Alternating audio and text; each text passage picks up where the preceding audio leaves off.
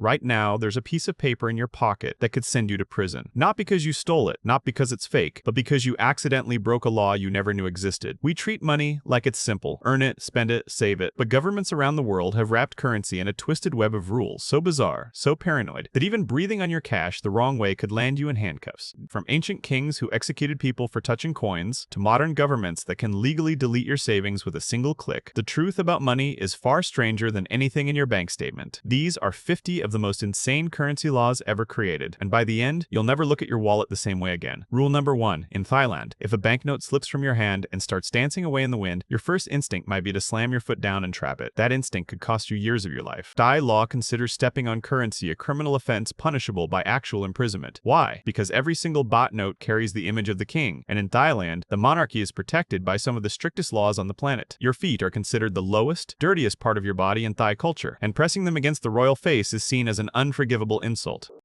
Tourists have been arrested for this exact reflex. Imagine explaining to your family that you're serving time in a Bangkok prison because you tried to catch a $5 bill with your shoe. Rule number 2. The United States Secret Service doesn't just protect presidents, they protect the very image of money itself. If you want to create fake cash for a movie, a magic trick, or even a music video, you better follow their extremely specific rules. Prop money must be printed on only one side of the paper. It must be either less than 75% or more than 150% the size of real currency. And after filming, some productions are legally required to destroy every single fake bill on camera and submit proof. One wrong measurement, one missing disclaimer, and you're not a filmmaker anymore. You're a federal counterfeiter facing up to 20 years behind bars. Hollywood has entire legal teams dedicated to making sure their fake millions don't accidentally become real crimes. Rule number 3. In India, the rupee is essentially a prisoner that cannot leave its own country. Indian law classifies the rupee as a closed currency, meaning foreign tourists are technically prohibited from taking any Indian money out of the country when they depart. Those colorful notes you collected as souvenirs, technically illegal to carry across the border. Customs officials have the legal authority to search your bags and confiscate any rupees they find. The government enforces this to protect their economy from external currency manipulation. Most travelers have no idea they're accidentally becoming international currency smugglers every time they forget to empty their pockets before boarding their flight home. Rule number 4. Every single piece of American currency legally must carry 4 words that have sparked endless debate. In God we trust. This wasn't always the case. The phrase only became mandatory in 1956 when President Eisenhower signed it into law during the Cold War. The government wanted to draw a sharp line between American capitalism and what they called godless communism abroad. If a bill were somehow printed without this phrase today, it would technically be an illegal misprint that cannot enter circulation. Every transaction you make, every coffee you buy, every rent check you write, carries a piece of government-mandated religious messaging. Whether you believe in that God or not, the law has made you a carrier of the statement every single day. Rule number 5. The European Union once printed a banknote so perfect for criminals that law enforcement nicknamed it the Bin Laden. The 500-euro note was worth over $505 in a single slim piece of paper. Drug dealers loved it. Money launderers worshipped it. You could fit €1,000,000 in a small briefcase without breaking a sweat. In 2019, the European Central Bank officially stopped printing them. But here's the insane part, they're still legal tender. You can technically spend one anywhere that accepts euros, but good luck actually using it. Most businesses will refuse it. Banks will interrogate you about where you got it, and carrying a stack of them is basically a neon sign saying, please investigate my finances immediately. Rule number 6. Australia might have the most scientific law ever written about damaged money. If your banknote gets torn, burned, or eaten by your dog, the Reserve Bank of Australia will actually reimburse you based on the exact percentage of the bill that remains. Have 80% of a $50 note, you get $40. Have exactly half, you get exactly half the value. Have less than 20%, you get nothing. This turns every laundry accident into a geometry exam where you're desperately measuring fragments of paper hoping you're above the threshold. It's one of the few places in the world where literally half a dollar can legally be worth half of a physical dollar bill. Rule number 7. In Japan, the humble 1 yen coin is a fascinating legal paradox. Made of pure aluminum, it weighs exactly 1 gram and is so light it can actually float on water. But manufacturing this tiny coin costs the Japanese government approximately 2 to 3 yen each. That's right, they lose money on every single coin they make. Yet Japanese law mandates the continued production of these coins to maintain pricing precision across the entire economy. The government is legally required to lose billions of yen every year just to keep their smallest unit of currency alive. Does it make any financial sense to spend 3 cents creating 1 cent of value? Rule number 8. Canada has passed a law specifically designed to stop you from being a annoying at the cash register. Under the Canadian Currency Act, there are strict legal limits on how many coins you can dump on a counter in a single transaction. You cannot pay with more than 25 loonies, more than 40 quarters, or more than $5 worth of nickels. If you try to pay a $500 fine entirely in pennies as revenge, the merchant can legally refuse your payment. This law exists because the government got tired of people using coins as a weapon of petty vengeance against businesses they were angry with. Your passive-aggressive protest is literally a federal crime. Rule number 9. During the height of their economic collapse, Zimbabwe printed a banknote that turned every citizen into a trillionaire on paper. The $100 trillion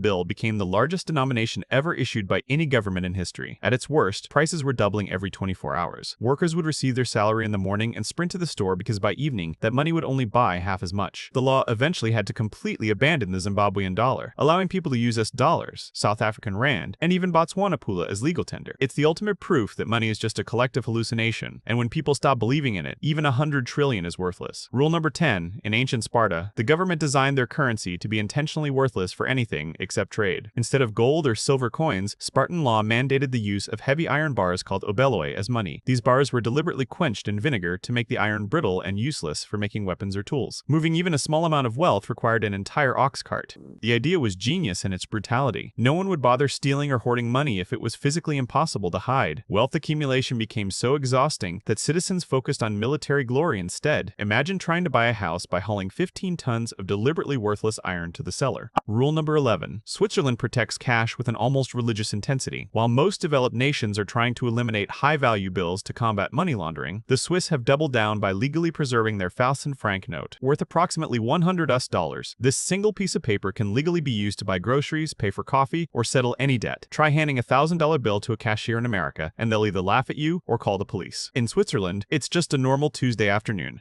They view high-denomination cash as a fundamental right tied to privacy and personal freedom, refusing to let the digital age erase physical wealth from their wallets. Rule number 12. The Internal Revenue Service in America has written a law so perfectly ironic it sounds like a comedy sketch. If you earn money through illegal activities, you are legally required to report that income and pay taxes on it. Bank robbery, drug dealing, embezzlement, it doesn't matter. The IRS expects their cut filed neatly on your 140 form. If you steal money and return it within the same tax year, you don't have to report it. But if you keep it, the government wants their percentage. This isn't a joke. It's how they finally imprisoned Al Capone. When the police couldn't prove the murders, the IRS proved he didn't pay taxes on his illegal earnings. The government will always find a way to get their money. Rule number 13. In Italy, leaving a shop without your receipt is not just careless, it's potentially criminal. The Guardia di Finanza, Italy's financial police, can literally stop you on the street and demand to see proof of your purchase. If you cannot produce that tiny slip of paper for your €2 espresso, both you and the shop owner can be slapped with heavy fines. This law exists to combat Italy's massive underground economy and ensure every single cent is properly taxed. Italian citizens have learned to treat receipts like precious documents, filing them away in case a random street stop turns a casual coffee into a fiscal interrogation. Rule number 14. Here's a British legal quirk that confuses even the British themselves. Scottish banknotes are technically not legal tender anywhere in the United Kingdom. Not in England, not in Wales, not even in Scotland itself. They're classified as legal currency, which is a complicated way of saying businesses can accept them if they choose to, but they have absolutely no legal obligation to do so. This leads to countless arguments in London shops where cashiers refuse to accept Scottish pounds because they look unfamiliar. Millions of Scottish citizens carry money in their wallets that is completely real, completely valid, and completely rejectable by anyone who doesn't feel like taking it. Rule number 15. Have you ever wondered why no living president has ever appeared on American currency? It's not tradition, it's federal law. After fighting a revolution against the British monarchy, the founding fathers wanted nothing resembling a king's face on their new nation's money. In 1866, Congress passed legislation explicitly prohibiting any living person from appearing on its currency. This ensures that American money honors historical figures rather than becoming a vanity project for whoever currently occupies the White House. It's one of the rare laws that actually prevents politicians from being even more egotistical than they already naturally are. Rule number 16. China is currently conducting the most ambitious monetary experiment in human history with their digital yuan. Unlike Bitcoin or other cryptocurrencies, this isn't a private asset. It's a programmable currency controlled entirely by the Chinese central bank. Reports suggest the government can technically put an expiration date on your money. If you don't spend it by a certain deadline, it simply evaporates from your digital wallet. During economic slowdowns, they could force citizens to spend their savings by making the money disappear if hoarded. Your entire financial future could become a high-stakes game where the government decides exactly when your wealth expires. Rule number 17. In the Philippines, your pocket change is treated with almost religious reverence. Under Presidential Decree 207, willfully defacing, tearing, burning, or mutilating any peso note or coin is punishable by up to 5 years in prison. While American Americans casually shove wrinkled bills into their back pockets. Doing the same to Philippine currency is technically a federal offense. No folding it into origami, no scratching designs into coins, no using a bill to wipe up a spill. The government views currency as a sacred symbol of national dignity that must remain pristine at all times. Accidentally washing a bill in your jeans could theoretically land you in a cell. Rule number 18. The 1933 gold heist wasn't committed by criminals. It was committed by the United States government against its own citizens. President Franklin Roosevelt signed Executive Order 622, making it illegal for Americans to own more than a tiny amount of gold. Citizens were forced to sell their gold coins and bullion to the Federal Reserve at a fixed price of $20.67 per ounce, or face 10 years in prison. Once the government collected all the gold, they immediately revalued it to $35 per ounce. Overnight, the government had legally stolen 40% of wealth from everyone who had complied with the law. This remained in effect for over 4 decades. Rule number 19. In South Korea, getting creative with your coins isn't artistic expression. It's a potential felony. While crafters in other countries might hammer coins into jewelry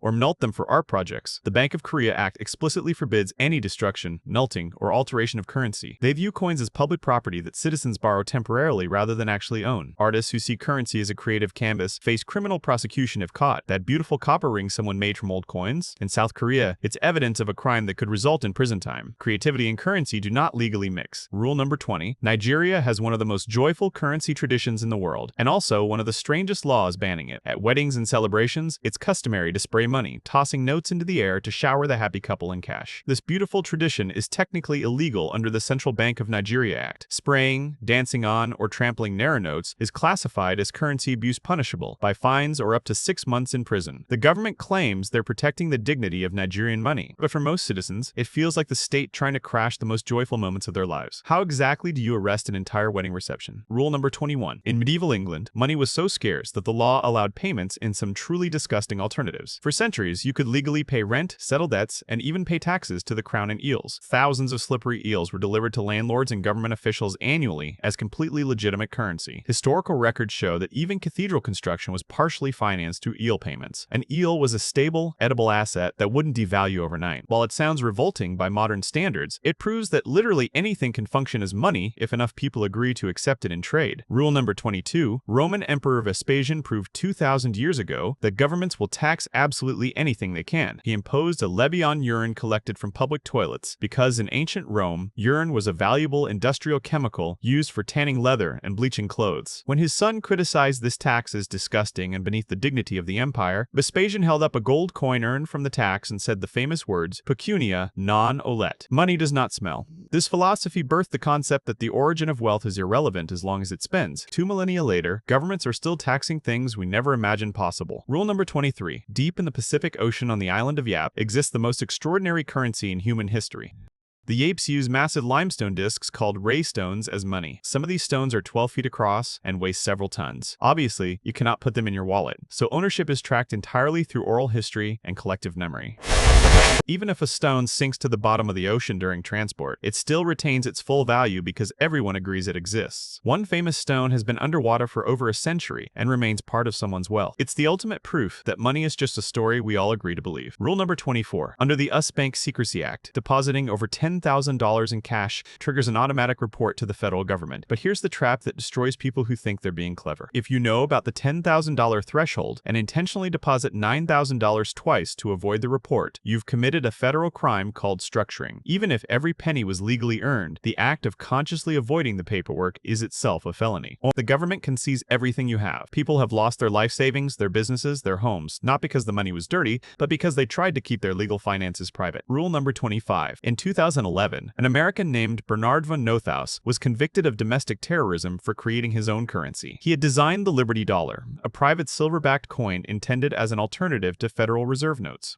The government argued his coins looked too similar to official US currency and represented a direct threat to the nation's monetary sovereignty. He faced up to 25 years in prison for the crime of providing people with a stable alternative to the dollar. The FBI publicly compared him to terrorists. Apparently, the federal government views competition in the money market the way a mafia boss views a rival family setting up shop across the street. Rule number 26. Israel has declared war on cash with laws that would terrify most Americans. If you want to purchase a used car, an expensive watch, or anything else with a briefcase full of money, you're potentially looking at a criminal investigation. Israeli law strictly limits cash transactions between individuals to approximately $400. Anything above that amount must be paid through traceable digital transfer or bank check. The law exists to combat money laundering and the shadow economy, but effectively, it means carrying large amounts of your own legally earned money makes you automatically suspicious. Financial privacy has become almost impossible. Rule number 27. When France switched from francs to euros, the government gave citizens a strict deadline to exchange their old money at banks. Once that window slammed shut in February 2012, billions of francs became worthless pieces of paper overnight. Unlike the United States, where currency from 1860 is technically still legal tender, European nations can and do kill currencies entirely when they choose. People who forgot about cash hidden in drawers, stuffed in mattresses, or tucked away in safety deposit boxes watch their wealth transform into colorful garbage. It's a brutal reminder that the value of money exists only as long as the government decides to honor its promise. Rule number 28. Australia was the first country to print money on polymer, essentially creating indestructible plastic banknotes. These notes can survive the washing machine, accidental fires, and years of wear, but the law still protects them with strange intensity. When a viral trend emerged of people microwaving their money to watch it shrink into tiny versions of itself, the Reserve Bank of Australia issued a stern warning that intentionally destroying currency remains a federal crime regardless of how entertaining the TikTok video might be. The government designed money to survive anything, except the one thing they apparently didn't anticipate: bored internet users. Rule number 29. In North Korea, foreign tourists are legally forbidden from even touching the local currency. If you visit as one of the few outsiders allowed in, you must use euros, US dollars, or Chinese yuan at specially designated state-run stores. The North Korean won is kept completely isolated from the outside world. If customs officials discover local currency in your possession as you attempt to leave, it will be confiscated, and you may face serious interrogation. It's a surreal legal reality, where a nation's own money is treated as a protected state secret that foreigners are forbidden to possess. Your wallet becomes evidence of a crime simply by existing.